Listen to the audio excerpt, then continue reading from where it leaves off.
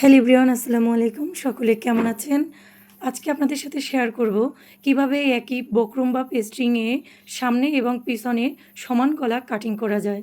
সামনের এবং পিছনের সমান গলা কাটিং করার প্রথমেই আমরা যে বকরুমটির চওড়া কতটুকু নিব নিজ নিজ পছন্দ অনুযায়ী, তবে আমি 1 ইঞ্চির ভিতরেই থাকি। আমি উপরে আমার এই গলাটি লম্বা হবে 5 ইঞ্চি। এটি একটি সাধারণ গলা, তাই আমি 2.5 ইঞ্চি আমার গলাটির বক্স চওড়া এবং লম্বা 5 ইঞ্চি। তাই আমি 2 সাইড থেকে 2.5-এর সাথে 2 যোগ করলে 4.5, আর লম্বায় আমরা 5-এর সাথে 2 ইঞ্চি যোগ করে 7 নিয়ে নিব। এখানে চওড়াটা নিজ নিজ পছন্দ অনুযায়ী বকরুমের, তবে আমি সবসময় 1 ইঞ্চির মধ্যেই থাকি। দেখেন এখানে আমার 2.5 ইঞ্চি বক্স রয়েছে, মধ্যখানে 2 সাইডে বাড়তি 1।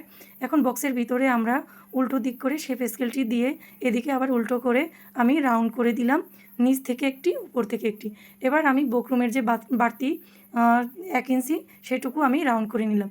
যেখানে আমি দেখেন যে এই যে লাইনটি আমার, সেখানে আমি আর 1/2 ইঞ্চি বাড়িয়ে নিয়েছি, কারণ আমি যখন এই বকরুমটি কাটবো তখন এই দুটোই আলাদা আলাদা টুকরো হয়ে যাবে। আমি একটির উপরে আরেকটি রেখে যখন সেলাই করব তখন 1/2 ইঞ্চি কমে যাবে। যেহেতু আমার কমে যাবে, সেই শর্ট যাতে না পড়ে, তাহলে গলাটি আমার যে মেজারমেন্ট ছিল 5, তার থেকে কমে যাবে। এখানে আমি আরেকটি কাজ করেছি, আমার যে গলাটি লম্বা 5 ইঞ্চি, আমি এখানে 5.5 নিয়েছি, কারণ আমার কাঁধ লাইন যে জোড়াটা যাবে এখানে আমি একসাথে বাড়তি নিয়ে নিয়েছি। এজন্য আমার কাজ করতে সুবিধা হয়। তা না হলে একসাথে না নিলে পরবর্তীতে দেখা যায় গলা যে মাপ, তাহলে আমার এটি ছোট হয়ে যাওয়ার সম্ভাবনা থাকবে।